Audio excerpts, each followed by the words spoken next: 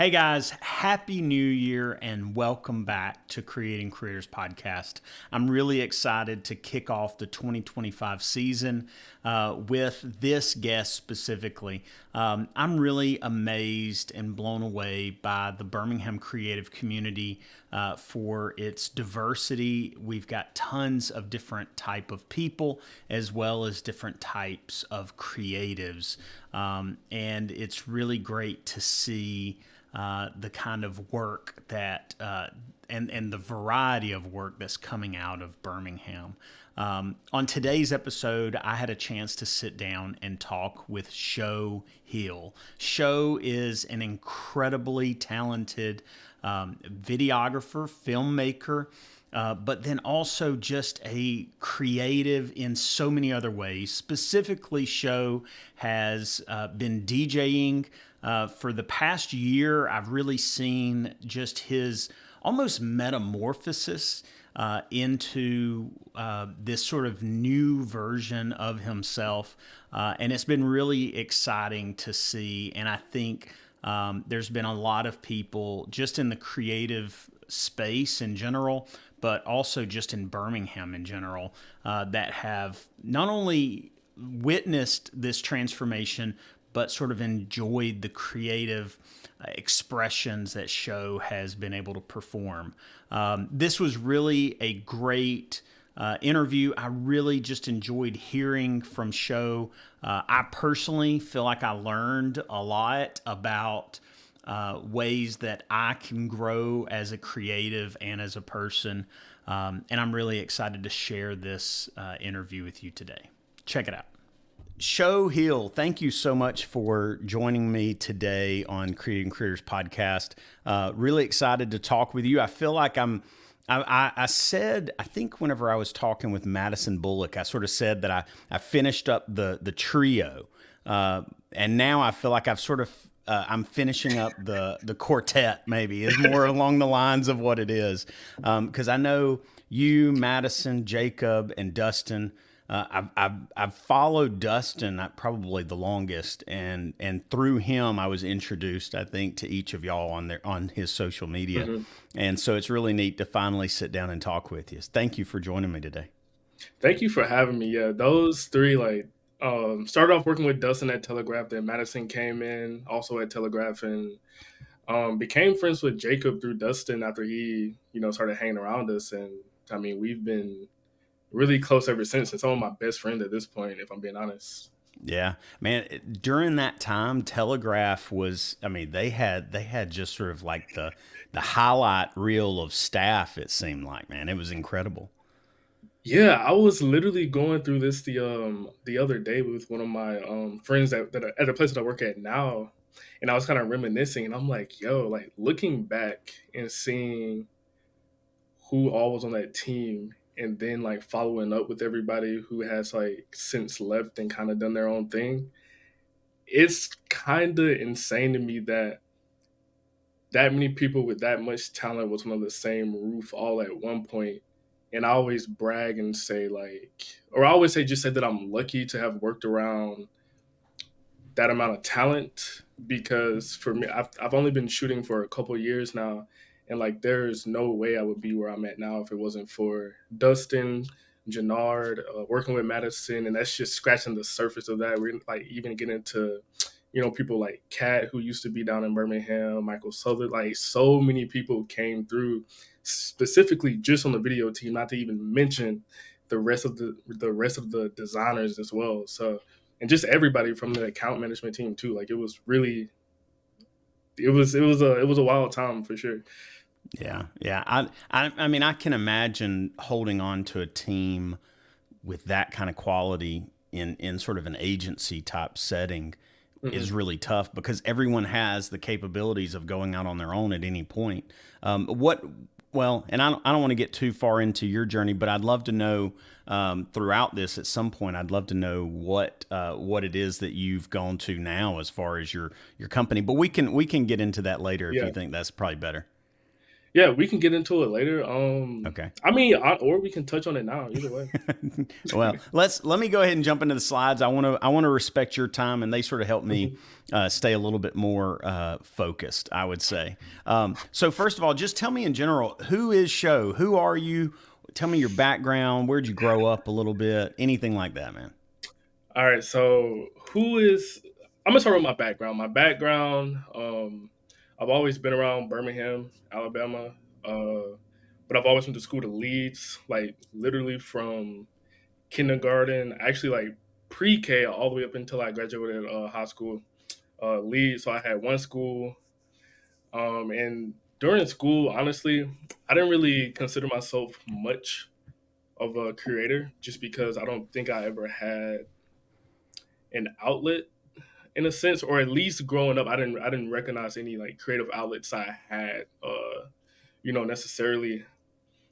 And going to college for I did literally one semester for mechanical engineering, and that was enough to tell me like, that's not really what I wanted to do. Just because I wanted to go there so I could.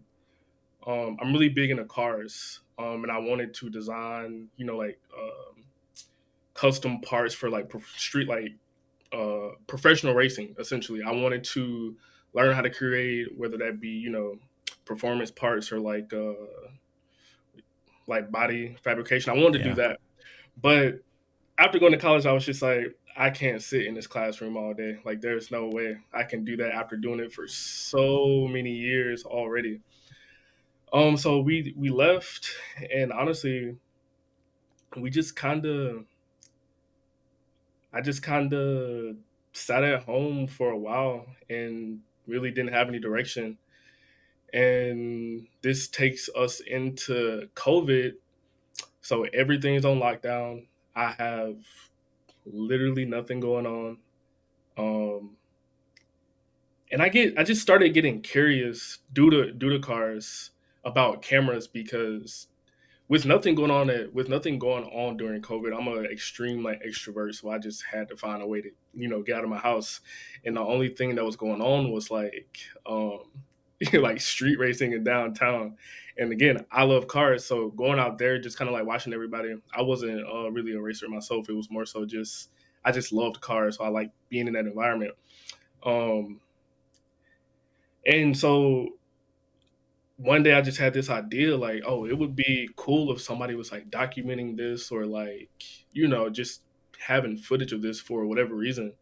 And so that led me to buying my first camera, just hopped on YouTube for a couple weeks, watching like random like camera reviews, end up going with like an A7 II.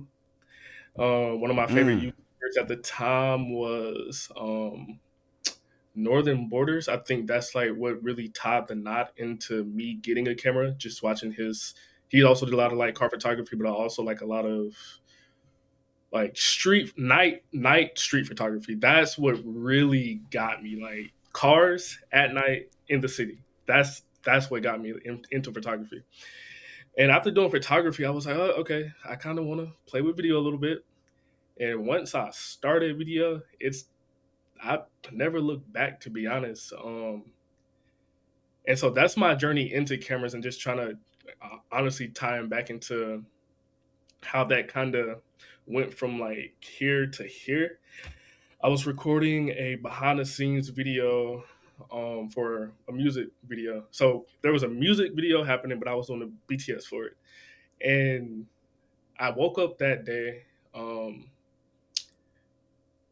day in a weird mood because I'm starting to fall in love with cameras. I'm working at a job I don't necessarily like. It's kind of boring. And I'm just like, okay, if I want to turn this into something, I have to network. I have to talk to anybody I see with a camera. I'm going to make that a habit. And even that day, I didn't want to go outside. I was going to cancel on everybody because I just wasn't, it was one of them days where it was just hard to get up and get out. But I remember what I told myself, and I just forced myself to get out of that bed and get to downtown shooting this video. And I see this guy coming around a corner on a scooter with a camera, and that's why I'm like, okay, I have to talk to him. And then he also stopped to check out all the cars. long story short, that guy ends up being Jannard. And talked to him, exchanged Instagrams, and I kind of just kept getting on his nerves. I was like, "Hey, here's this video I shot the day that I met you. Can you give me any feedback?" He gave me some feedback. I followed up again, like, "Hey, like this is what I did." Um, and then I just stayed in contact. Whenever he would post something cool on his Instagram, I would comment. Um, just fast forward. One day I hit him up. I was like, "Hey, I see that you work at this place. Could you just give me like one thing to focus on when it comes to video that would get me hired by a company?" And he literally was just like, "Hey, I got an interning spot. If you want to come check it out, see if you like it, and we can.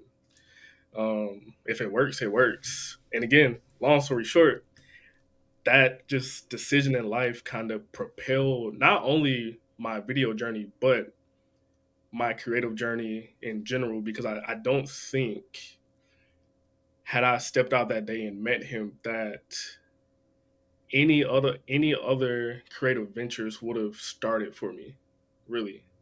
Mm. Um, or I wouldn't say started because I had already got into it. I just don't think to this extent where I would have taken it, or maybe it just would have been in a completely different direction. Um, but again, meeting him, getting me into like more like deeper cinematic film style stuff, getting me commercial experience that's led to me being on some movies that were shot locally, like The Shift, like Gunner, which even that was insane because if you would have asked me a couple years ago, would I have met Morgan Freeman, I would have been like, no way. And especially working with Morgan Freeman, that's insane to me.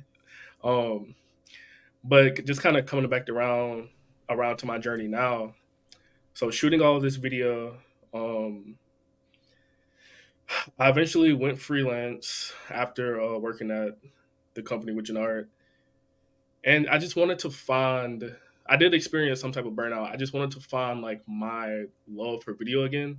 So in my freelance journey, I was trying to make money, but still dealing with that burnout. At one point, I just said, "Hey, like I'm not going to focus on the money at all. I'm just going to focus on having fun. And if I make enough to cover my rent, if I make enough to pay my car, cool, I'll figure everything else out." So that led to me doing a lot of like event coverage and like music based things. And doing that for about a year kind of made me fall in love with music in a way that I never really thought of, because now I am like struggling to decide, which I'm not even struggling anymore. I think it's a decision I've already made. I'm now I love music a lot more than I like video. Music has become like truly my passion. And a way that has started was with shooting all of these like event videos.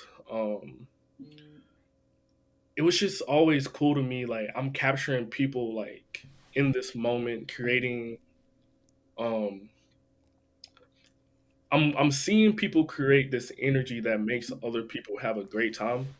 And that's always been something I wanted to do. I've always wanted to be like the cool person in the neighborhood who invites all of his neighbors over. Like I wanted to be like the fun, uncle or parent who's always like, "Yeah, everybody can come over here. Let's have a cookout. Let's play music." I've always wanted that literally from a kid. So um, getting into music and getting into DJing specifically, because hanging around all the DJs, recording for all the DJs, I'm also editing these videos with all of these DJs.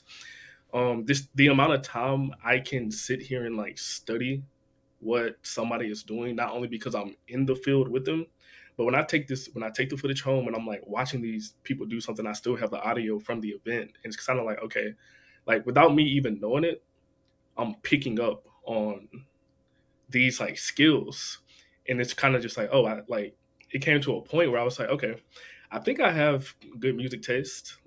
I kind of think I could DJ, and it's funny because I would always joke about this with like Dustin and Madison. Upstairs at Telegraph, we had like our own little video studio. It was soundproof, and they would literally you could walk in there one day. We have a smoke machine going. We would have like speakers blasting, lights turned down, and like party lasers in our video studio. Was never an issue because we got all of our work done, but it was literally like a little party up there. Everybody in the office would come up there and like decompress for a little bit, come dance, and go back downstairs do their work. And so that kind of manifested to one day we were doing a shoot. We did a spec piece for Haritos. We just decided to like, Yeah. hey, let's shoot something. And so when I was on that shoot, I was first AC, and I handled casting as well. And then I was like, hey, like they're gonna be skating. We need music for them to skate. And so I just, as I'm first ACing, as I'm, helping Dustin out, helping everybody out on the shoot, I'm also running a playlist. Like it's not a pre-made playlist. I'm queuing up songs on the fly, and I'm trying to make sure like they all kind of mesh together. And literally, all of the skaters were like, "Hey, like you didn't play like one bad song this entire time." And I like, truthfully, I was like, "Okay, that's the confirmation." So I went home. I want to say like a month later, and I just bought a DJ. Like I just bought a DJ controller, and that's when I started practicing. Had my first show like early last August. Um, I felt very inspired. I had already been kind of experimenting a little bit, just hopping in with a few friends. I used to record for a group named Lakai 205, and a lot of them they would let me practice a lot. So let's just say we go to Nashville and we're up on the sky deck. Like one moment that really stuck with me, we were up on the sky deck. I think the show may have started at 9 o'clock. So they did all their sound checks, and I hopped on at like 8:30. Literally played maybe 5 songs, but just seeing like the staff kind of dance and bob their head, and I'm on like this rooftop, and I'm just like, at the moment I'm the center of attention for like 5 people. And I was like, oh wait, this is what the people in the videos feel like when I'm recording them. So it was like, oh wait, I would love to see myself on stage, and just like that trickled into like just more like practice and practice and practicing. Then I went to this music festival for the first time they had in Talladega called Awaken Us. And this is a completely different area for me in terms of music. This is like all EDM, multiple different genres. You're hearing pretty much everything that would be categorized as EDM. And so, um, little did I know at the time, me watching people, it was almost like a when I tell people this, it's almost like an experiment or watching an experiment, because I'm sitting here with the same 300 people, um, watching them dance to these artists, and each artist has a different genre, or maybe some of them overlap, but it's like I'm watching about 20 different artists, and I just noticed like depending on the music and how the artists conducted themselves, a lot of people just moved very similarly. So from like if this artist played one genre and they had a higher energy on stage, then that would change how everybody would dance. And I'm seeing this happen like over and over and over with so many different people. And then it gets to this one artist and he drops a drum and bass song. And I record and it's playing, and I was like, okay, I can't record this. I have to put my camera down and go dance. I have been recording for literally maybe 12 hours straight, walking around the campground with the heavy black magic. My back is hurting. I think I was like taking breaks, laying down on some like chair. But he played that one song, and it like changed my life. It changed my life. I heard it, recorded just to get some shots, ran out there and just started like burning off whatever energy I had left in the tank. Keep in mind, it was still like 4 more hours just to go. And I just couldn't get that sound out of my head. Then fast forward to the next day, another artist plays it's like some more drum and bass late into the night. Again, we're talking like 3 a.m. I think. I'm tired. Same thing. I hear this, and just the way like my body reacts, I'm like, this, whatever this is, like, I have to play this because I had only been practicing with house music at the time. So, um, fast forward 2 weeks after that, um, I get booked for like my first show, um, and it's a small show. It's like we're in a little warehouse, maybe about 30 people, if that. But I had been practicing for this, but I told myself I'm gonna play some house music because that's what I had the most experience in. But I'm gonna just add like 4 to 5 drum and bass songs at the end. And so we go through our house set, and I'm just like, okay, time to turn up a notch. Drop the one drum and bass song. That entire room, like I literally remember this so clearly. I have a friend. His name is Byron, but he goes by Xenon. He's also a local DJ. He jumps out of his chair and just loses it. Like loses the ops. The whole time he's just kind of been sitting down, just bobbing his head.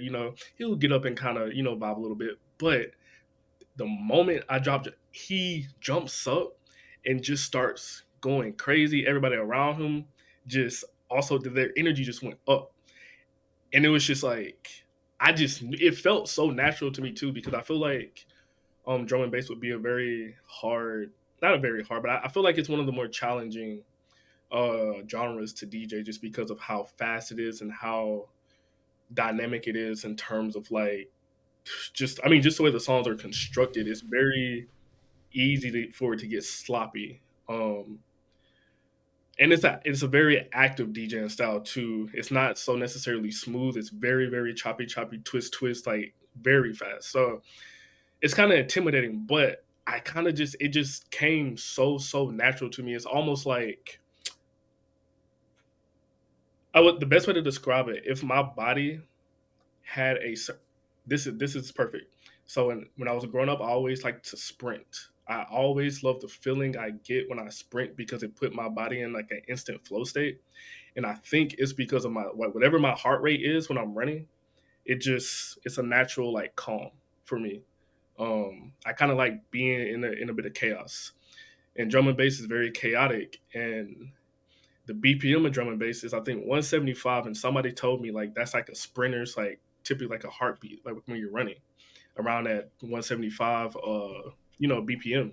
And I'm like, that's insane because like it just felt like the moment I heard that, my body just like I couldn't focus for a long time, but it's like instant focus, like instant focus the moment I hear those drums like just hitting. It's just like my brain's just like, okay, tunnel vision. Like instant tunnel vision on whatever I want. And so have that show, and then um I just kept playing around locally for a minute, and then I decided to host a party one day with one of my best friends. His name is Alex, or locals know him as DJ Waffles. But we just decided to host a show at this warehouse we have been practicing at, and we were literally expecting maybe 50 people, hoping to get 40 to 50 people, all of our friends, just to come hang out with us. And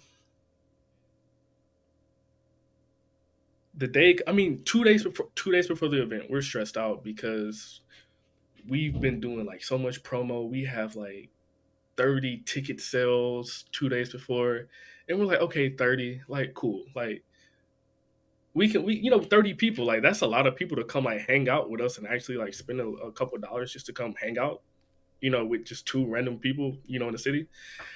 And then we get to that Friday and the ticket sales jumped up probably another like 30. So we're at 60 people, and we're like celebrating because we're like, okay, like we hit our goal of 50 people. So this is Friday 13th of last year. Again, 60 tickets. We're like, cool, fun night. By the end of the night, I think our total attendance came out to like 280 people. Oh gosh.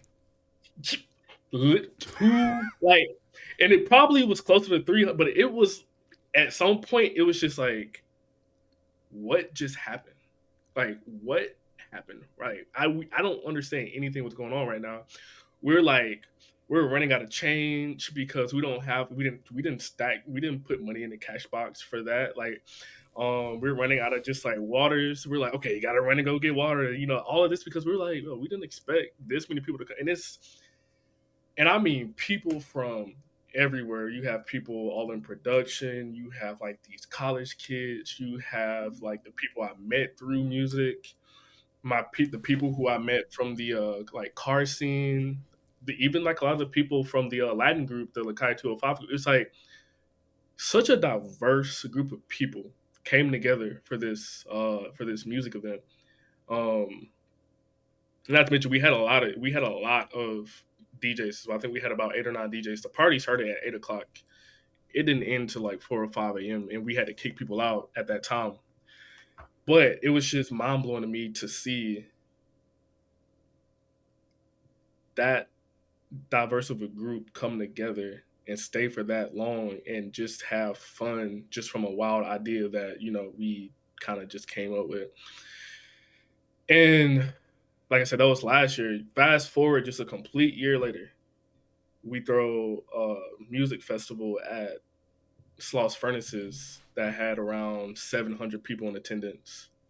And I just I just remember after that first event, that's the first time I ever went home and actually cried happy tears because I just couldn't like that was and as much as I love video, as much as I love video, I think that was the first time I was like, okay, wait, I think I know why I'm here. Like I think I know what my purpose is, and I just feel like it's to bring people together to enjoy themselves and just create opportunity because not only do I love bringing people together, but I enjoy giving them like areas to grow in. So it's like even when I can, book a friend as a DJ, I like seeing them perform. I like seeing them express themselves because I know like I up until I found music, truthfully, I felt like I could never express myself the way I wanted to without being extremely filtered. Whereas to now when I get up on stage, I can play whatever I want. And I have played whatever I want up until this point, and just people continue to like want to come see me and want to come enjoy that. And I think a mix between being heard musically, but like for me, it's like on an emotional level, bringing people together because I mean, I just love. I mean, having a lot of people together is one thing, but having a huge, diverse group of people, I mean, even age ranges, cultures, and all that come together is something I have always wanted to do. Um, and then while also doing that, like being in a position where I can truthfully provide opportunities for others, whether that be them as a vendor, them as an artist, them as a um, performer, as far as like dancing, anything like that. So music has kind of led me to where I believe it's like where my heart kind of is like really set, and video has been the foundation with that because the cheat code with video life is you can pretty much get in any door you want to. You can hang around with whoever you want to with the camera. It can put you in the rooms that you want to be. So I know that was an extreme long-winded answer, but that's like that's where I am now. That show, that's um yeah, that's kind of and then show again. My real name isn't a secret. But if you know it, you know it. You can find it in like 5 minutes. And for the sake of the video, I'm not going to say it. But even that name was created because I wanted to. Early in my creative journey, and this started off with like the camera things. I just wanted to kind of shed a lot of the insecurities that I grew up with. I wanted to shed that fear of like not doing what I want. I wanted to shed anything that I felt was holding me back, and I felt like part of that was to pick a name for myself because I've always like listened. I've always just thought names were cool. Like when I hear certain names like LeBron James or like Derrick Rose or like just you could take some of these. I mean, Michael Jordan is like a very simple. I just named all three basketball players as if that's like my favorite thing, but it's not. But it's like you just hear certain names, and it's like, oh, that name just sound like it was supposed to be like. It sounds like they were supposed to be like just something good. So I wanted that feeling for myself, but in reality, I feel like you have the opportunity to make your name mean what you want it to mean, no matter what it is. But I kind of wanted to take some power back in myself, and so that's when I started going by a show. And I mean, it's always felt natural after that. So That's cool, man. I'll say this: like you covered a lot of what I would typically ask, but I think your journey, film or video in general, in my experience, it's all about like taking people on a journey. It's all about like bringing people through emotional experiences. And I think that translates really well to the music space. I mean, I grew up in church as like a middle schooler and high schooler, and I was part of like a team where I couldn't sing. I have no musical ability whatsoever or play an instrument, but I was sort of like the preacher of the group, and then everyone else in the group were musicians. But I remember like we would work on designing an experience for people where you took them on this emotional journey through the music, to sort of just bring people to a place where their mind and their body to some degree was just ready for more, ready for something, whether it was receiving a message or whether it was just simply like experiencing, just a physical or even like spiritual experience for people. And I think like that's exactly what you're doing. I mean, you're taking people on that journey, and you even said like it's your own emotions that you're sort of like showing or sharing with people, and they're sort of experiencing that with you. It seems really powerful, mhm. and at the same time, really sort of like I'll use the term communal because it's like a community that and like you said, even a very diverse community that suddenly you're all in tune together in a Yeah, moment. That sounds pretty and cool. I mean, yeah, that's again because I feel like we go through day to day, and this has been the funny part because I've ran into people. I'm like, I would have never guessed I would have seen you at this like event, but yeah, I mean, you walk through day to day life, you run into all different types of people, and I'm like, I don't know if we like, and it's like obviously I'm not having a conversation with people, but I see something, I'm like, I don't know if we would like. Oh, that looks like somebody I would get along with. This is like somebody I would have a coffee with. I probably wouldn't hang out with them. Just like as I'm just casually passing by, but I can spark up a conversation with anybody. I'm like, oh yeah, like my initial judgment just so off. Right. But just again, like seeing all of these people, same place, sharing a similar experience, and they're coming from all these different, backgrounds, et cetera, et cetera. It's addicting in a way because again, the world can be a little crazy at times, and so seeing this community, seeing a community effect, seeing everybody, just taking a breath to enjoy some time together. I mean, that's all. That's all I ever really want. It's just to, enjoy the time while I'm here. So being able to provide that, for people every now and again, it's just it makes me feel good. But I'm happy that's something that makes me feel good is typically something that other people sees as enjoyment. So Yeah. Yeah. Well, let me move forward a little bit. I mean, I feel like we've covered your journey pretty well.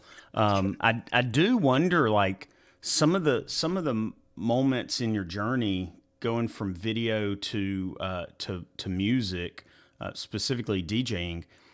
Has there been like a connecting factor or even like skill that you gained in one that really sort of, because you did talk about like basically analyzing other DJs mhm. through editing, shooting and editing, but was there like an actual skill that you developed while shooting to then DJing? Um, so many. I mean, I'm gonna just start off with the most recent one that I just figured out. So I just started attempting to produce my first song Friday, and now that I know, like, music is literally just a whole bunch of loops, counts of fours, just looped over and over, and it just variance is like, okay, music is music.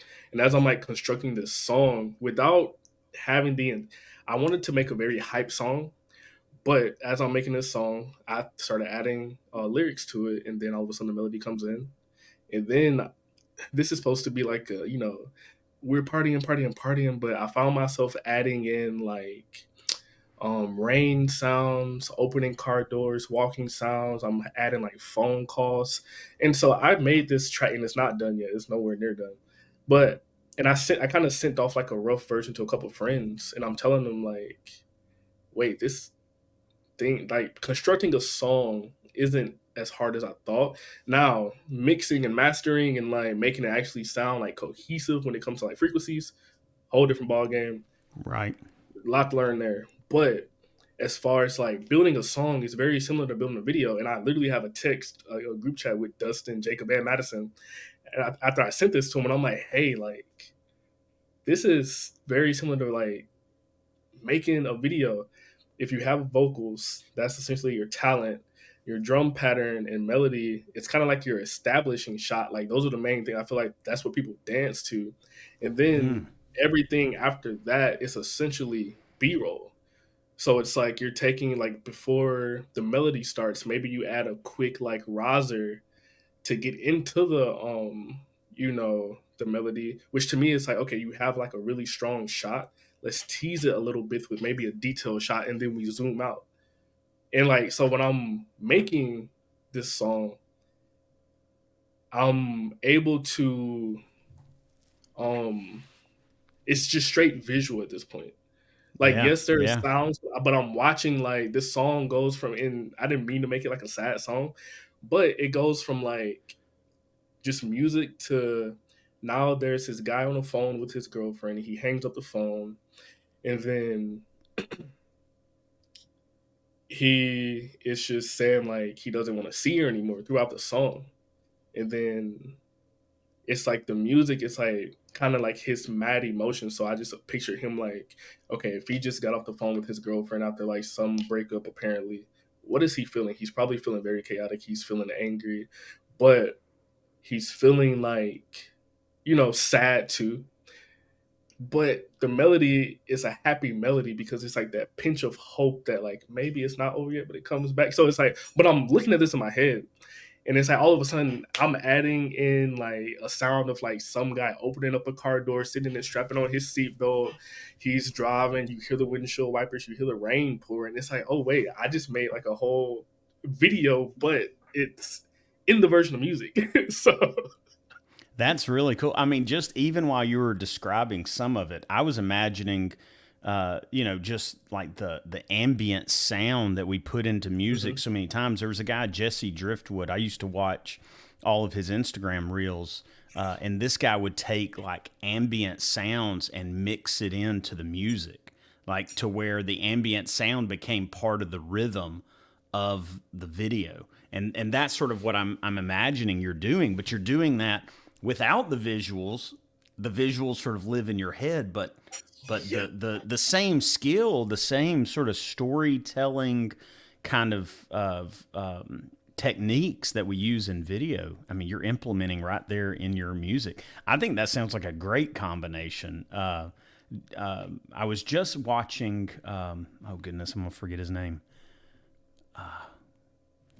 Dog it. We've been talking back and forth because he just released a bunch of Halloween videos. Mhm. Why am I going to forget this guy's name right now? Just as I shouldn't have brought him up. I thought about it as I was like, oh man, I can't think of his name. Hang on. I just out of respect for him, Marcus January. Goodness, I couldn't Oh think of it. yeah, Mark. Yeah, Yeah. yeah. Marcus Marcus is just awesome. he just put out a couple of Halloween videos and has a couple more. But I was interviewing him the other day, and dude, his use of music to sort of build that, intensity, that sort of like almost stress in your mind, and then also to sort of like solidify the horror of some of his videos that he's done, is really incredible. But I think the same thing with what you're talking about, that those you're carrying those people on a journey, and the way that you're sort of finessing the sounds really cool. I love it, man. I love Yeah, the and it's connection to video, especially. yeah, and I mean honestly, like it just kind of comes second nature because also what helps me is that because I've shot a lot of like events, it's like I know my footage pretty well and I know what was happening in that footage. So it's like whatever emotion I want to convey, I have a reference of a video that I shot in my head. So it's like okay, if I'm making this song, how do I want people to move? I want them to move just like how these three people dance when I played this song.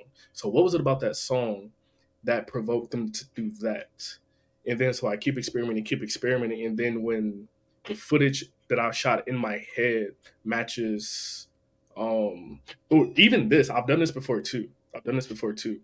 If I'm DJing, what I'll do is I'll just take a lot of my videos and clip them together, and I'll put them on. I have like three monitors. I have all three of my monitors on, and then I'll have my TV on as well. And I will have all of those like playing footage that I've shot. And like if I want to do something that's a little bit more chill, I pick chill clips. And once I feel like I'm kind of matching what's on my screens, then I'm like, okay, this is where I need to be.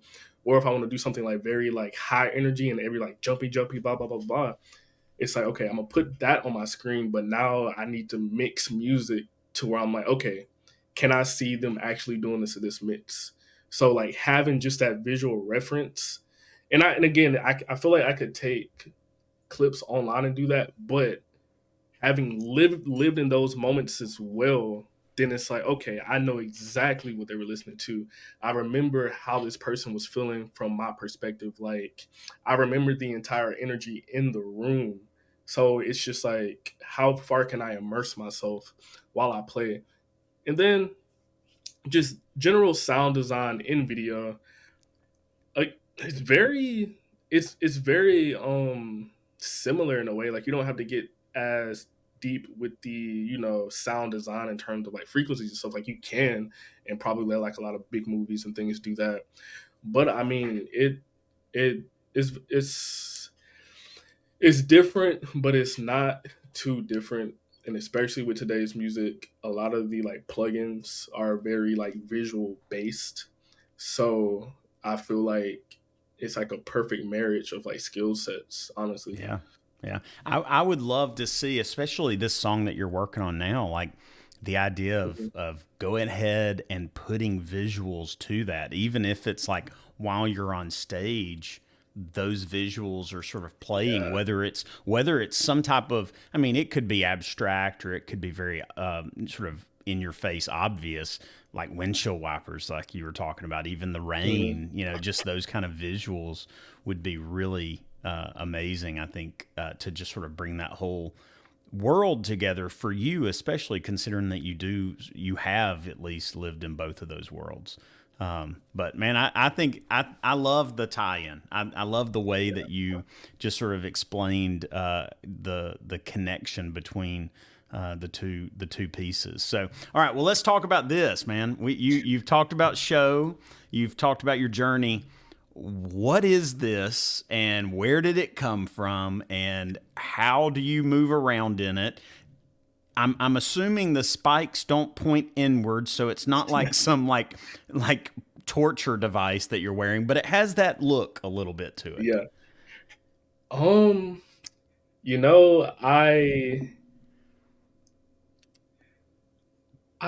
don't know, to be honest. So when I first started DJing, I mean I DJ with no mask for like a long time, or Right? in relatively as far as like how long I've been DJing. Um, but I noticed like it was cold one day and I used to wear like the half mask just to cover my nose. Or if I was I was just like, oh wait, I noticed like I'm a little bit, it's just like I'm a little bit more calm with like on stage with like part of my face. Or when I'm just practicing, it's just like for some reason I get a little bit calmer. And I think aside from a little bit of anxiety, but it's like I show a lot of emotion in my face while I DJ, and I feel like um the whole I'm still trying to figure out myself because it kind of just happened. Like I would practice in like a half mask, and then I noticed like with my nose being covered, and I'm very high energy when I play. Like I'm jumping around like. But when I'm done after like a 1 hour set, a lot of times like I need to immediately sit down, grab water. Like my body is cramping because of how much energy I just burnt off. But during that, having something covering my nose for one, I have to pay attention to my breathing a lot more. So I have to make sure that I'm breathing. And by doing that, I'm more in tuned with my body in terms of like how I feel. Like I'm just more focused. So like the tunnel vision from the music, me having to pay attention to my breathing more, it puts me in a flow state.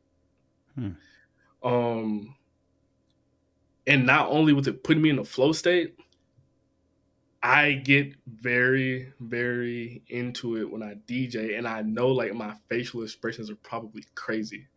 So, like having the mask on, dude, the way I describe it is like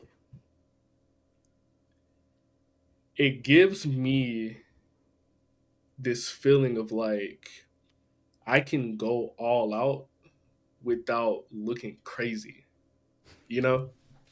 Like without these crazy facial expressions, I could go all out. And You're saying the mask doesn't look crazy? like the mask kind of looks crazy, but I feel like it kind of fits the type of music I play because I feel like the music I play now it's very emotional. It's very um it's very emotional, but it's also very just like it hits heavy. It makes us it you feel it. Like it's not like you just can't not feel it. But also I remember so going back to the first Halloween party, I had on a fully reflective mask that I only took a picture in. I didn't perform in it because I couldn't see through it. And the reason I wore that, or I enjoyed wearing that, was also because when I was on stage and I had pictures in it, I like how it reflected light. So this is actually what made the mask like become a thing, and made it stick. Now that I remember, I like the fact that it reflected light, and to me, that really just for me that really just symbolizes like if it's not for everybody who attend the shows, if it's not for everybody who supports me on social media, I really can't have as much fun as I would up here because I definitely do feed off of people. Like I can DJ all day at my house by myself. I can't replicate what I can do in front of 50 people, 100 people, 300 people, et cetera, et cetera. It's like the more people, it's like the more fuel I get. And it's weird because less people for me, I get more nervous. Whereas the bigger the crowd, it's again the flow state just gets deeper and deeper and deeper. And so my thought behind a mask is like not only does it give me the space to really project my emotions unfiltered, it's also a sign when it reflects back into the crowd because when the lights hit it and the lasers are like around it, when the camera's on it, it pushes light back. And it's like hey, I want y'all to know that every ounce of support is reflected. You're getting that back from me. So like all the silver that I wear, the mask itself is just a reflection of like the people for me. And it's just like whatever emotions you have, whether it be like happiness, like send that my way and I'll do my best to amplify it through my music, my performance. If you're feeling down, send that to me. I'll do my best to reflect that in a different way for you to like either forget about it in the moment that you're there or like have you experience some type of emotion, be like, hey, maybe things aren't so bad.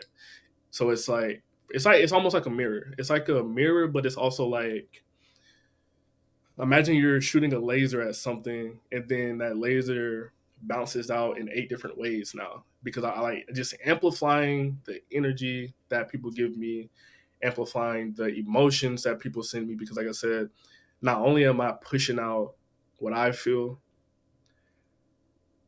I also feel like um I also feel like I can, I can I feel like I can shoulder a lot. So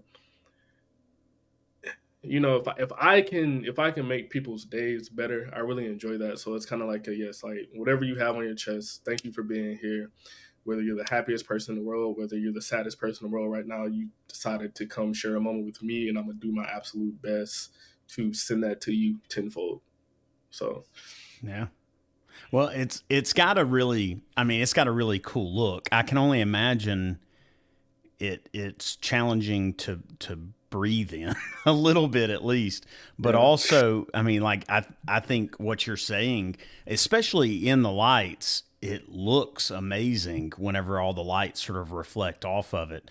hmm But also the fact that it goes with sort of your message to the community in general. I think it's definitely a good addition to the overall vibe of what's going on. yeah, So, it's kind of like all right, a little thunderstorm, a little let's thunderstorm. I'm a big. Uh, go ahead. No, no, you were saying no, it's it's a it's kind of like thunderstorm. it's a little thunderstorm. Like I've always liked clouds, but I feel like clouds are like I feel like my non DJ personality is very chill, very just like go with the flow.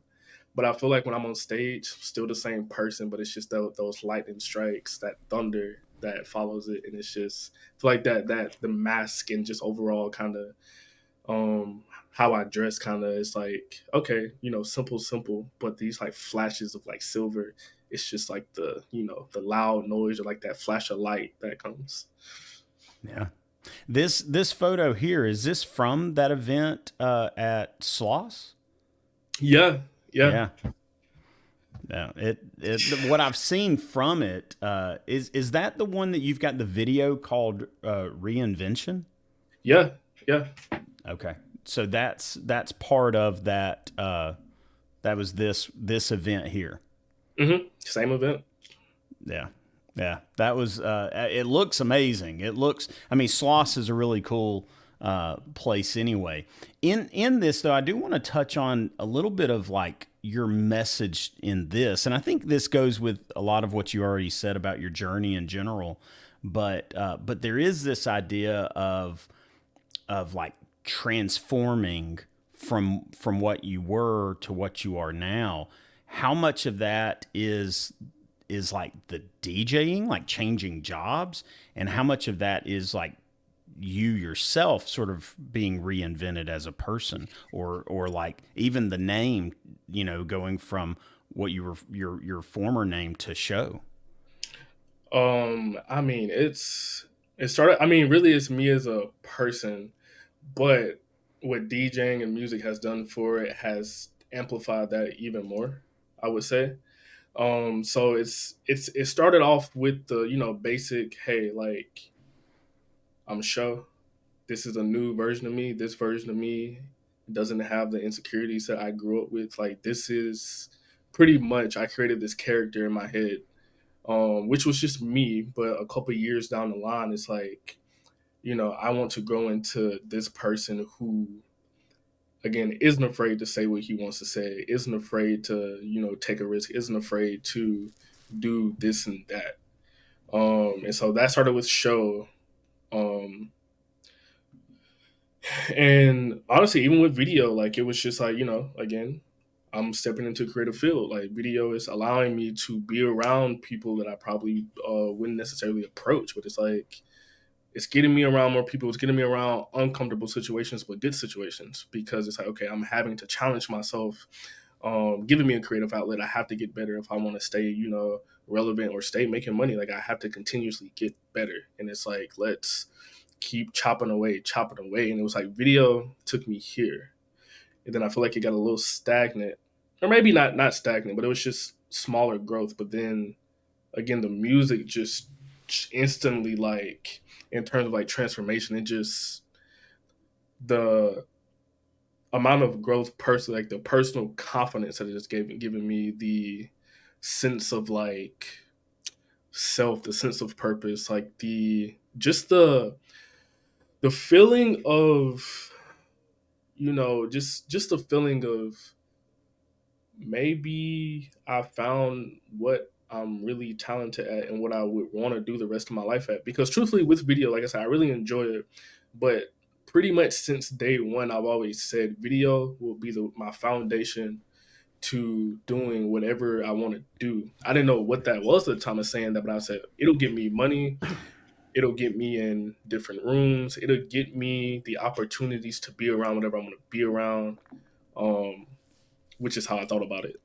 And again, fast forward a couple of years, I feel like that literally manifested into it putting me around music, and then being able to watch myself in these videos. I'm like, yo, like I really enjoy this because going throughout the day, I'm very mellow. I'm very laid back. I don't really show a lot of emotion, but it's like an instant release when I hop on stage, and it's just like, oh wait, this version of me that's on stage now. Like now, my goal is that version of me that comes out on stage. I just want that to be me. Like I want that level of confidence in my everyday life. I want that level of like unfilteredness through my everyday life at this point. And it's like we got there through music. So it's like now mentally it's like, oh, I'm capable of some things because whatever side of me that comes out on stage, he is fearless, isn't scared of anything. This person, you put me in a room of 20 people and I don't want to talk in front of everybody. You put him in a room of 700 people, he is just like, where's more? Where's more? Where's more? And I'm like, I want to have like that desire in like my everyday life towards like just the excitement to like live. I want that. So that's kind of the direction I'm hoping to head in now. Mm. All right. So I want to ask this. I want to ask advice because I feel like you've learned a lot in this journey from graduating high school, trying the college thing for a little while, getting into video, and now sort of finding your real purpose in DJing. What advice what's the best piece of advice that maybe you've received sort of in this journey, or that you would give somebody now that you've sort of gone through and are still going through this journey? I would have to think about the best piece of advice I've received on going through this journey. Off the top of my head, I feel like it's going to be something Jannard has said to me, but I probably can't pick it up. But some advice that I would give somebody in the way that I kind of live my everyday life would be first the generic follow your heart. I feel like that's very cliche, but the reason I say that is because what you will find out is when you do something that you at least love and like, even if it's in that moment. And like I said, video, for what I thought that was my passion for a long time.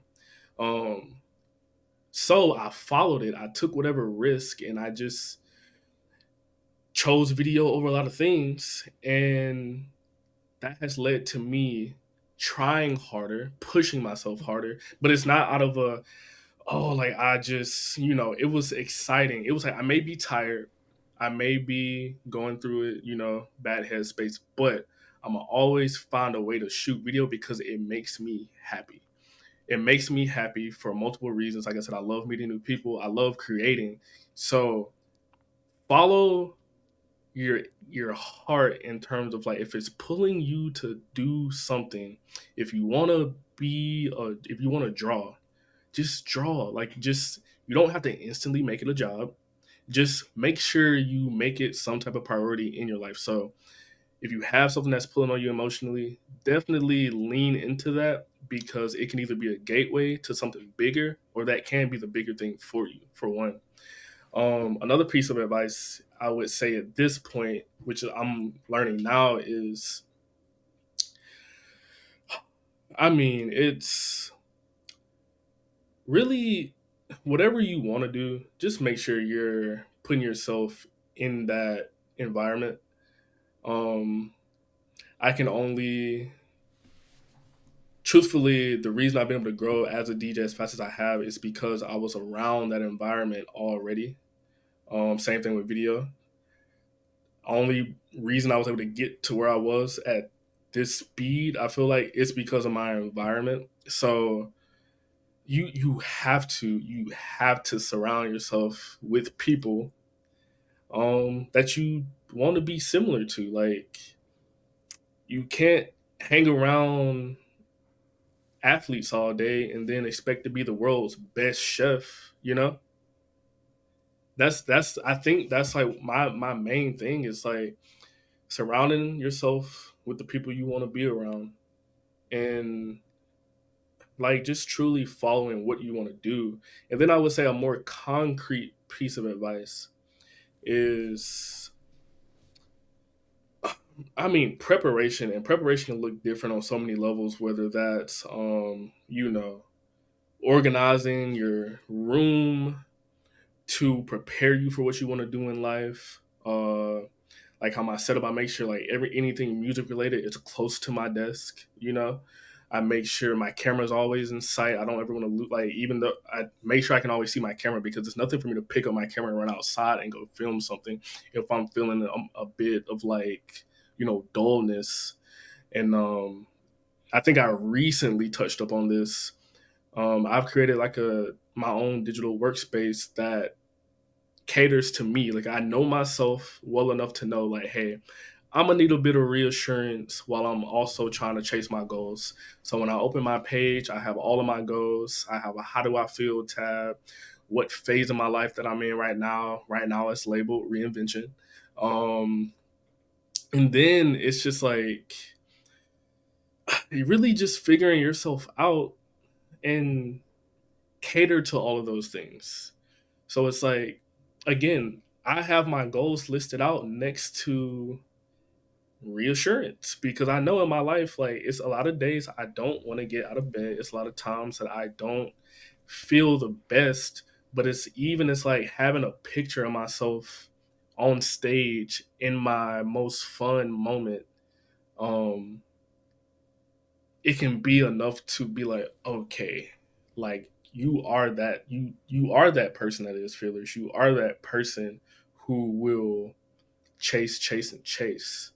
Even if you could pull him through for 30 seconds or even 1 hour or even 2 hours out of a day, that 1 hour just pull of channeling that could turn into 8 hours of work for you, 8 hours of productivity for you. If you can just pull it for a little bit.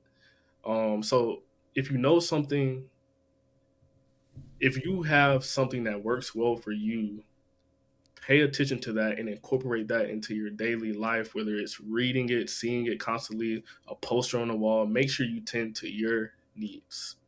It was one more thing I had, and I think I forgot, but if it comes back to Well, me. let me piggyback on one of the things you said, because I see it so much in your journey. You talked about sort of surrounding yourself or put yourself in places where you're around people doing what you want to do. And man, I see that so perfectly in your journey, from you reaching out to Jannard and sort of pestering him at one point, and that getting you on board at Telegraph, to then you making sure that when you were doing freelance, that you were in the scenes of the DJs, you were analyzing them, breaking down what they were doing. I mean, it seems like your whole journey is basically Exhibit A, or like a perfect Mhm. example of that kind of thing, where you were like, "This is what I want to do. This is who I admire that's doing it.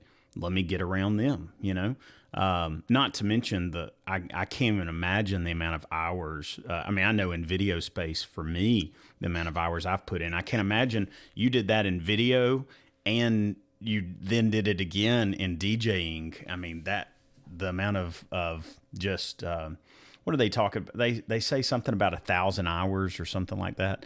I Mhm. imagine you've probably done that a couple of times then. Yeah, but as we kind of talked about earlier, it's not 1,000 individual hours. They kind of go in tandem with each other. Like I said, if I'm recording a video, if I'm at a party and recording it, not only am I still sharpening my video skills, but I'm intentionally listening for these things, and it translates to, oh wait, when I'm DJing, oh, that person did this, let me try it. It's Yeah. it's and then same thing with editing. Sound design translates to music, and watching footage back, that's another round of like me listening to music. So That's oh, great, man. that's what it You was. The one remembered? thing, yeah, the one thing, take time to reflect on whatever you're doing. That's major, because as me, I was always go, go, go, and I burnt out, and I would never give myself time to digest what I had done. So I never had time to implement new skills that I had to learn. And I don't really give myself time to connect dots. And I've recently started to do that. And I feel like when you take that time to connect dots and reflect, that's when you can bridge gaps between like, oh wait, music and video kind of go together. And you can be like, oh wait, I did this on this shoot. Wait, why don't I do that on every shoot? But if you don't give yourself time to do that, you won't find it out. Mm.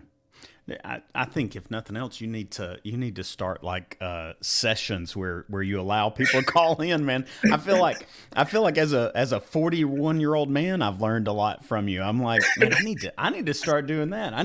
Why haven't I reflected? So no, that's really, I think you've seriously, your journey is one that I think a lot of people would admire, but also I love how you're not just simply like keeping it at like surface value, that you're actually Mhm. digging below that and sort of seeing like you're seeing and experiencing the lessons that you're sharing.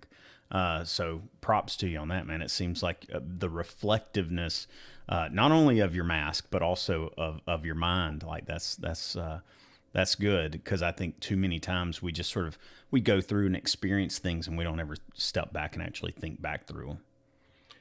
Yeah, I just feel like it's very crucial. I just had a couple of situations in my personal life, and I've just always been like, I just want to make sure I'm always growing.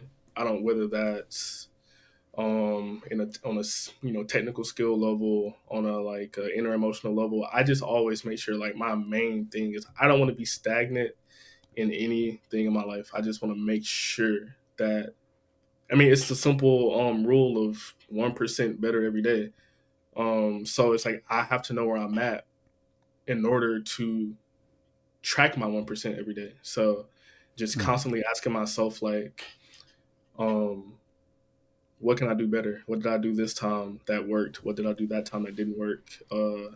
If it worked, how can I make it work a bit better? And if I didn't do something good, how can I, get a little bit better at it? And I will say another thing too, and this will go in the advice category, is as you're trying to figure out what works for you, what doesn't work for you, what you're good at, what you're not good at. Sometimes just knowing what your weaknesses are can be good enough. But instead of trying to make a weakness a strength, just reinforce the weakness. And what I mean by that is just when it's when the weakness shows, just add barriers in front of it. You don't have to try to make that weakness a strength. Just add layers in front of it.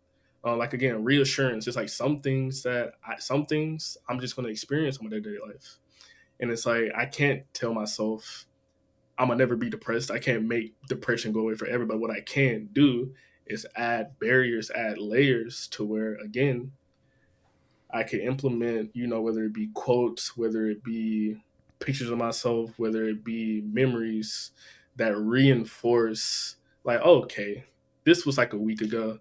life isn't that bad.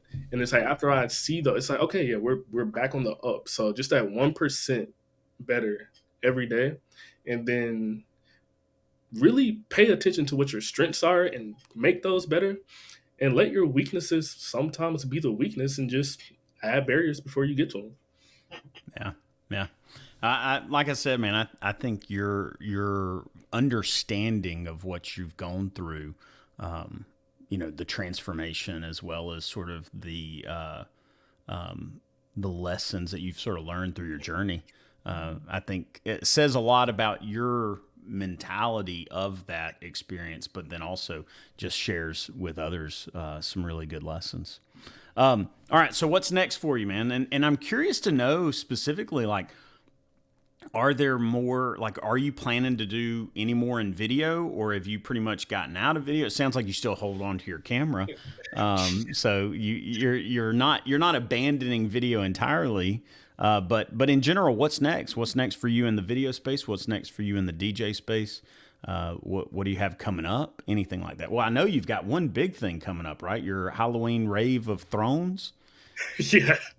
Yeah. Yeah, that's gonna be so New Saga was a group that we came up with after that first party we threw. We threw that first party and was like, hey, maybe this is a thing. So we kind of just, and I wouldn't say a group.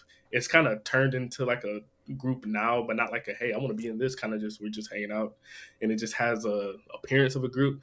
But 1 year of doing that, and just to celebrate, hey, a year ago we decided to throw a party, and the community kind of came together, and we just told ourselves we were going to keep going. Had some ups and downs, and within a year, we threw a festival, and now it's time to just celebrate. Uh, I'm not on it. I had to take a break. I've been taking a break from actually performing after the festival just because of how much the entire festival burnt us out. It's only a 2-man team in terms of who runs everything. Mm, So wow. that was insane. But kind of on what's next. Video wise, I'm not giving up on video. When I say that video is getting put kind of down for me, it's really only in terms of video specific passion projects. Video is still how I make most of my income, so I'm still going to be shooting. But in terms of, you know, planning out all these extravagant video ideas, maybe sometimes taking time out of my day to go shoot with friends and things like that, just have all these creative videos on my plate. I'm kind of doing away with a lot of that because I want that time to be put into music. So pretty much like all the passion stuff, it's going to go into music now. But with that being said, because being an artist, video is very crucial in terms of like how you market yourself. I'm going to be shooting passionate videos and fun videos, but now it'll more than likely all be music centered now.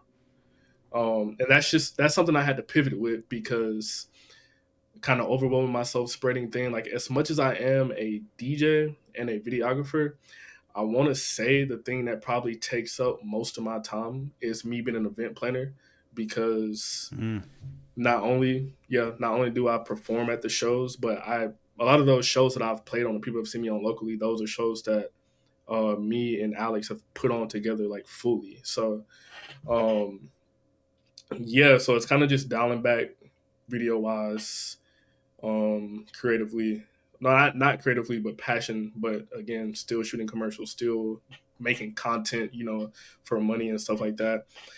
And then what's next for me as a DJ? So what's next is immediately I want to go from a DJ to a producer. So I want to start making my own music. So when people come see me DJ, not only am I, playing some of my favorite tracks by other artists, but now you're getting, uh, you know, my emotions straight from the source. Like you're hearing what I'm making, like you're hearing what I'm thinking. And I can do that with other people's music, but actually making music where I want this exact sound or I want it to sound like this, because even my favorite artists, when I'm on stage playing some of their tracks, it's like, oh, I wish they would have did this a little bit different. Obviously, it's their song. right. So that next step for me to really communicate what I want to communicate and, push out what I want to put out there is I got to make my own music. So, and that's also another thing that's played into me taking a break from being on stage for a couple months is I want to, again, take time to digest everything that we've done over the past year, see how I grew as an artist, but also, yes, now it's time to, after a year of doing music, I got to a point and I was just like, this is what I want to do. And if I want to be serious about it, if I want to look back on my life and be like, okay, I want to tour as a DJ, I want to make a living as a DJ, as a producer, then I have to make my own music. So that's my next big challenge. And other than that, we're just gonna keep it going in the event space too. Like I said, as much as I love performing, I love the opportunity to create an environment for other people to succeed. Um, so yeah, again, they all kind of work with each other. In order for me to make a really great environment and to attract more people, I have to market it well. I have to make it look cool. So video, performs great for that. And in order for me to take full advantage of being able to pull in so many people, then I want to be able to create a fan base, be able to create a really like a love for my sound. So I have to create the music. So again, it's like they all just kind of come together as like one big thing: video, music, and event hosting.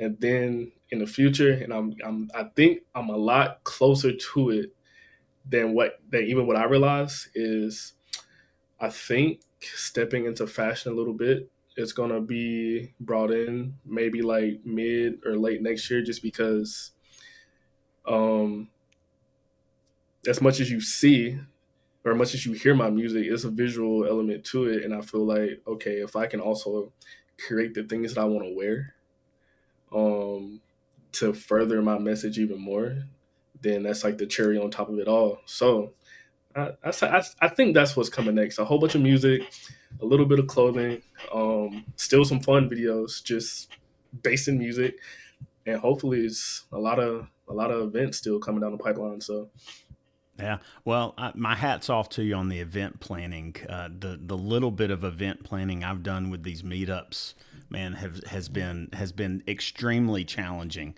So I can't imagine, hundreds of people planning for that. I mean, I struggle with planning for like 30 or 40 people. So that's huge, man. That's those events. That's taxing, to say the least. those events probably, I mean, the festival alone probably took a year off my life. I mean, I'm like just on the outside looking in, managing how many, not including myself. I think we had 23 artists. Mm. So 23 artists. First of all, that was already enough. Granted, thankfully, I had people like Zoe, like I said, Alex, helping me out with that. But that many people to keep track with, and then, like I said, the me and Alex were the ones who run the festival, so that's really just our team in terms of who handle communication. So communicating with staff, me doing the graphic design for it, uh, just all the bits and pieces and communicating, booking artists from out of the country, and they're using terms I've never even heard of in the music industry space because I know nothing. So it's like I'm over here Googling, oh, what does this mean in music? And I'm like, oh, that's what that means. And a funny example I always like to say is I was booking the artist and they sent me their rider, or her manager was asking about, like, hey, have you checked out her rider or something like that? And in my head, I'm like, oh, wait, she has a person who rides to like every show with her? Like, cool. Like, I get it. Like, you don't want to travel alone. Like, I understand. Thankfully, I didn't send that email saying, like, yeah, who's her rider? I looked it up and it was like, oh, it's like the requirements. And then I seen the list that they sent of Yeah. all like the type of equipment she needed, the beverage she wanted, the snacks she wanted. And I was like, no way. Hey, Just hey, it's the little things, man. It's the little it's vocabulary is always a barrier in any kind of industry. I mean, if same thing with working on movie sets. There's so many of those phrases.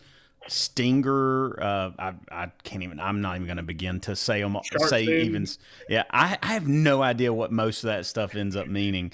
I've learned a little bit just by hearing about movie sets, but yeah, I mean, every industry has its barriers, and vocabulary is definitely one of them.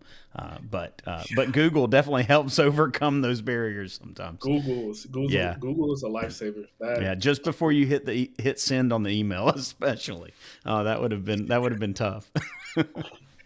Yeah, because again, they knew we were a new group, a new festival.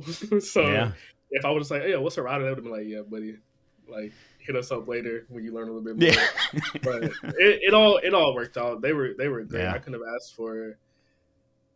And I mean, so much experience comes with that too. So, but that event stuff, that's a whole different ballpark. Yeah. Wow. Yeah. Well, hats off to you. Seriously. I think you. It seems like, at least from the outside looking in, that y'all have really delivered a pretty amazing product for people. Just an experience for people. So, props on that. Definitely. All right. So, last question. Who inspires you? Where do you look for inspiration? Who are you around that sort of pushes you to new levels? And this can be in video space. This can be in music. This can be in life in general. That is a very hard question. I'm gonna say, my constant inspiration would definitely be my friends in respective spaces. So, like I'm gonna just name them again: Dustin, Jannard, Jacob, Madison. I have a friend named Dre, and I feel like if I start the whole naming people, I'm gonna leave somebody out. So I'm gonna stop it right there. But just know Now, it's a lot of. is Dre is he the one that also does the car industry? Yeah, he does a lot of car Okay, stuff. A because he lot. does the raps and stuff. Yeah, Okay, yeah, yeah. I've connected with him, and actually almost we've had difficulty in like getting our schedules together, but Mhm. I've got him on one of the lists of people that I want to interview at some point, because I've seen him, I think through you, or at least in part through you, and then probably a few other people, because I know he was on the movie set with you, Mhm. as well as has done some other things. But it looks like he just moved. Did he? Yeah, he's in Atlanta. He moved to Okay. Atlanta, which was, I mean, perfect for him. Dre, Yeah. I can't remember exactly how I met Dre, probably through doing car stuff. But Dre, you talking about somebody who is relentless, and he going whatever he decide he want to do, he gonna do it. I Yeah. mean, he younger than me, and I'm always like, yo, I want to be like you, bro. Like, what the heck? But I say that about everybody I interview. I feel like. yeah, but no, he is somebody who, like, I mean, talented as can be, head in the right place. Um, like I said, I'm happy I ran into him because I mean he looks up to me in some ways just for being able to get him on a movie set. But like I said, he is somebody that, I mean, the level of success he's already had. You give him 10 more years, no telling where he's gonna be. Mm, Um, And then as far as so the funny thing is when it comes to music, I didn't really listen to EDM before I started playing EDM. So it's like I don't really have anybody who necessarily um inspires me in music. I have like people who, and then I know I get a lot of pushback on my video friends. I don't watch a lot of film. I don't really watch film, so I really can't name any directors aside from like a couple like the huge ones like Spike Lee, Tarantino. But I'd be lying if I was like those. That's who I like look to. Like, no, not right. really. Funny enough, my inspiration for a lot of my early video and even stuff now is it just comes from like random anime I've watched. I've always thought it was cool how like in anime they're not limited by like camera, or they're not limited by like people and like their capabilities because they can illustrate whatever. And I was like, it would be dope to um be able to get some of these insane anime shots like with the camera And that was that was like one of my initial things that I wanted to do when I got into video editing specifically. I wanted to get into like a whole bunch of VFX, but working at like Telegraph and like more commercial based place, like that wasn't like a huge like flashy VFX was never like the thing. So that skill set never, came. Or I just never practiced it.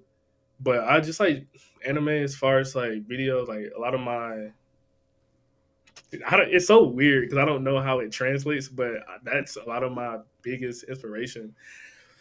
Then musically, like I said, I don't. As far as EDM goes, I don't have an inspiration just because I'm not. I would still struggle today to name 15 artists that I constantly listen to. Um, the closest one I would have to say is growing up. My dad was like a big Kanye West fan, so I've always listened to him. And I just always enjoyed how despite whatever he's like doing in his music, he always found a way, like every album sounded different. So he was never it felt like he was always like changing. So like, and I think that kind of plays into like why I never want to be stagnant, because I was always impressed, like, yo, there's a lot of artists who has like this certain style of music. But you can identify them by like this certain style. Whereas him and like a few others, it's like it's him because he made it, but not because it sounds the same as the rest of the albums. And I've just always thought that was cool. Um, but I mean, aside from that, it's really just my friends, and like my inspiration is more so just the idea of that the individual that I created in my head years ago, that's obtainable. So like that's really like my inspiration, I guess. Like because I've created a person or like a version of myself in my head that's capable of like whatever. And it's like I can just visualize myself like playing in front of like the biggest stage one day, or I can envision that person being a movie director, and it's like, okay, what would that person do right now to get to that point? And then that's kind of just my thought process. Like if I ask myself, like, oh, if I want to be a touring DJ, um, I'll literally just kind of funny. I'll literally just ask myself this question, and then I'll be like, okay, so if he said he would make music, how can I start making music? Oh, well, I probably need to get into Ableton and just start putting drums somewhere, and then that's one way to start. Or if I want to learn how to shoot a fighting scene, then I probably need to learn like certain camera movements. So let's just go outside and see if I can make these So it's kind of like that. I don't know if that's necessarily like an inspiration, but in a way, like I have created a version of myself in my head that I use to like reference where I want to be. Yeah. I mean, I think it sounds like to me that you have at least a capability of goal setting, right? You've even referenced Mhm. that, whenever you first open up your programs, it sounds like you've got like goals listed there that you see every single day. And I think those goals and visualizing yourself in those with those achievements at some point, like you're able to almost then stair step your way towards it. And I don't know. At least I'm speaking for myself. I don't feel like many people are good at that, or at least are maybe that they could be good at it if they just implement it, but not too many people implement that kind of goal setting and those kind of like that kind of rationale to get there. I think a lot of people sit back and say, "Man, I wish I could get to this point. Like that would be cool," and then that's about as far as they go with it. So I think it says a lot that you've put more thought to it than that, and it sounds like you continually remind yourself of, hey, this is a goal that I've got, and there's steps that I can take today to move towards that goal. Yeah, it's funny. Like I said, grew up on like these anime and then like video games where it's like RPG based, and so I just it's always these like seeing the main character go through this growth. It's like, oh, I thought this anime character was like so cool, like to see him go from like this little annoying kid to being whatever he ends up being. It's just like, I mean, after watching the show, it's like, yeah, like you could a lot of the times you know, like if the main character wants to become this, he would probably become that. So it's like a it's a foregone conclusion at that point. And then it's like, but he had to do this small step, and he was failing, failing, failing. But at one point, he kind of got it going, and then he used that skill to use that for a while. Then was like, oh, I need to get stronger. So like practice this, practice that. Every little experience he had, whether it's good or bad, he took that moment in. And funny enough, I think because I grew up in a lot of video games and anime, I kind of um visualize myself that way. And even when I journal, something I started doing now, which has been a game changer, I journal I don't journal in first person. I journal. I feel like I have like my voice, my subconscious, and then like my inner child, and then like I have like my insecurities. I give all of those a different character, like a different name. So I have like for me, if I'm journaling, I put everything in different colors. Like who's ever speaking, I put in different colors. So you have show would be like the bright color, like the bright gold, and that is like the bold guy. Like whenever he's talking, it's like easy to see because he's not scared, like he's fearless, right? And then if I'm dealing with like who I would say Jokori is, the more like day to day, like calmer, kind of confident, but still very. Can I do that? And then it's in a blue because I feel like blue is like it's a chill color. Sometimes it's mysterious, sometimes it's not. It's just kind of out there. And then I have like my inner kid, um, who I just refer to like in my journal. I just call it like soul because I feel like when I'm in my inner kid, that's when I feel the most free, and that's when I'm having the most fun.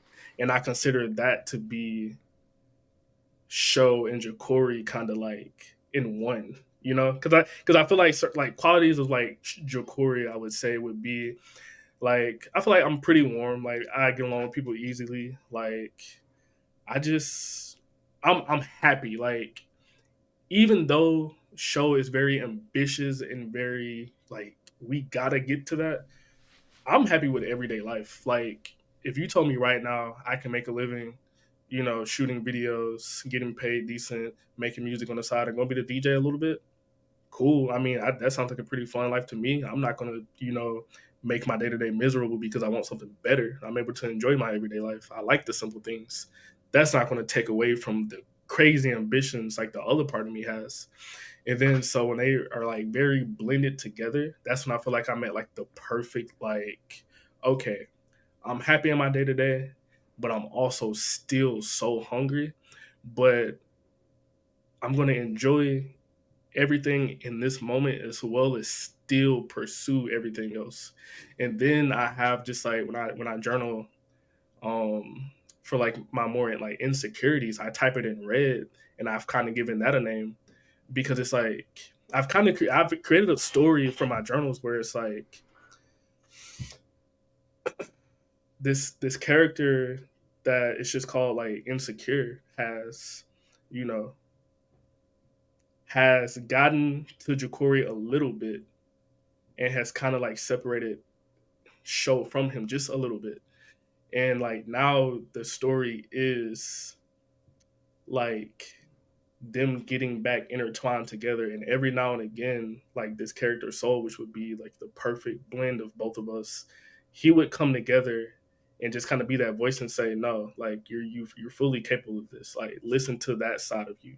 He's fearless, he knows what y'all are talking about, y'all are the same people. Like you may hear yourself in different voices, but y'all are the same people at the end of the day.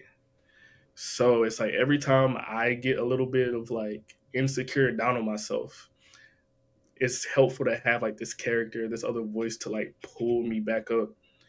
And then when I'm like, oh my gosh, I wish I can do this every day, then that's when the other character comes around and say, oh, you can if you've done it before. Like, y'all are the same person, you know? And then kind of giving like my insecurities like a face or like this character.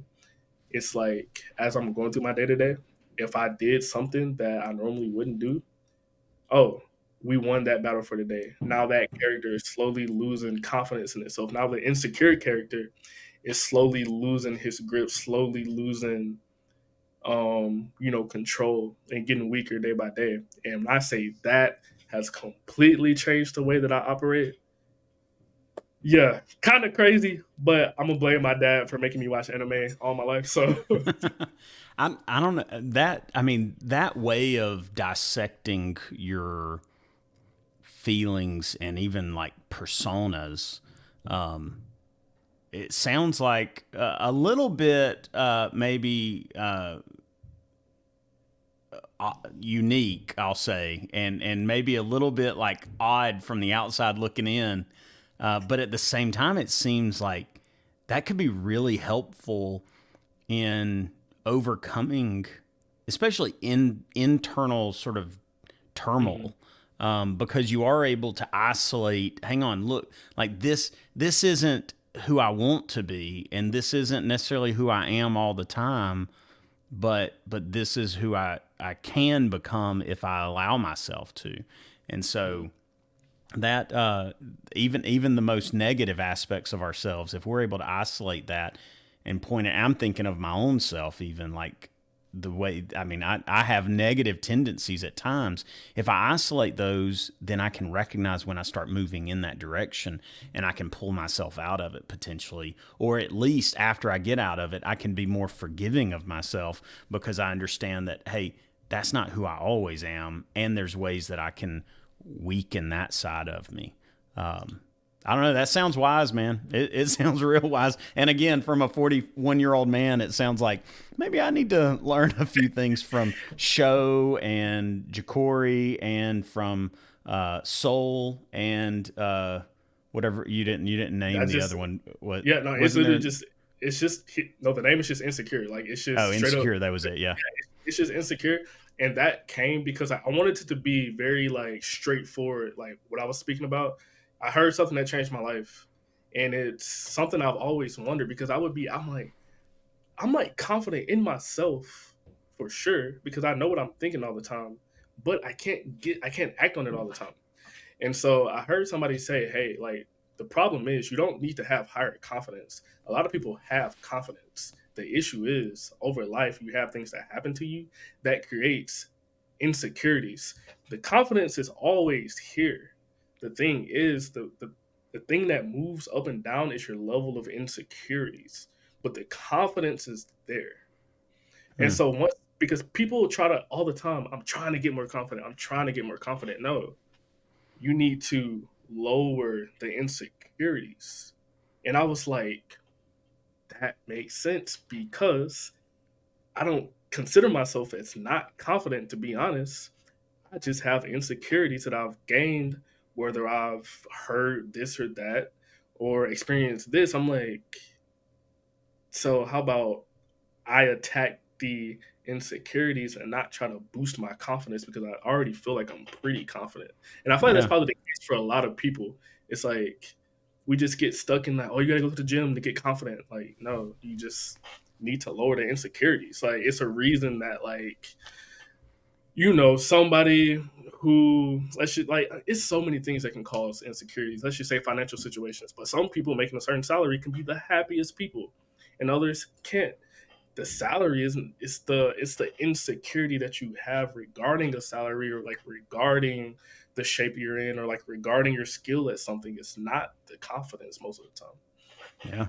No, I battled the negative instead of trying to create something that's probably already there in the sense. Because I mean, we all have things that we are confident about. It's the things that we're insecure about that we have to Hmm. sort of battle, and that Yeah, confidence will sort of take over.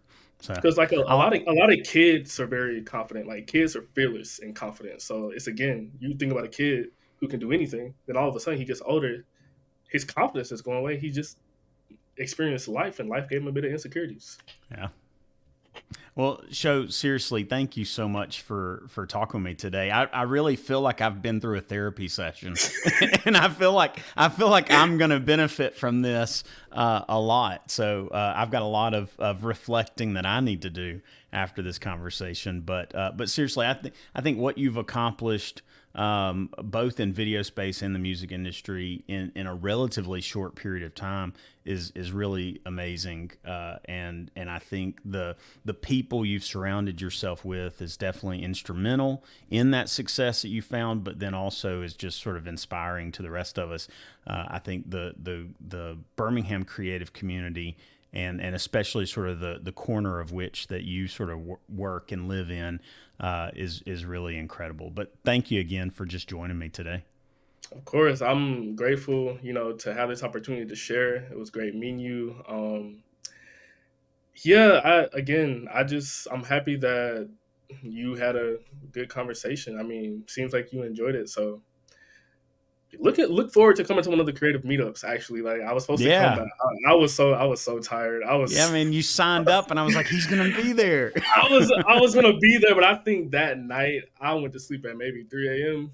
Mm, And I was like, I don't know. I could go, but then if I'm there with a headache, I'm gonna kind of regret it. So, but no, yeah. this was a great opportunity. Looking forward to whoever else you have on.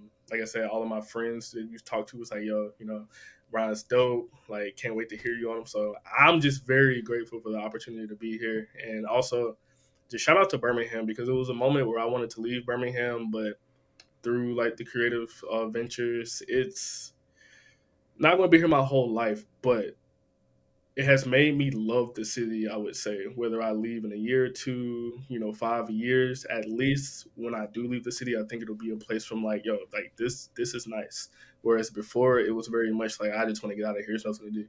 So Yeah. Now, I think the creative community in Birmingham is incredible. I think the amount of collaboration, the amount of support, the amount of encouragement, the amount of like sharing, like trade secrets, so to speak, all of mhm. that's going on in the Birmingham area is incredible.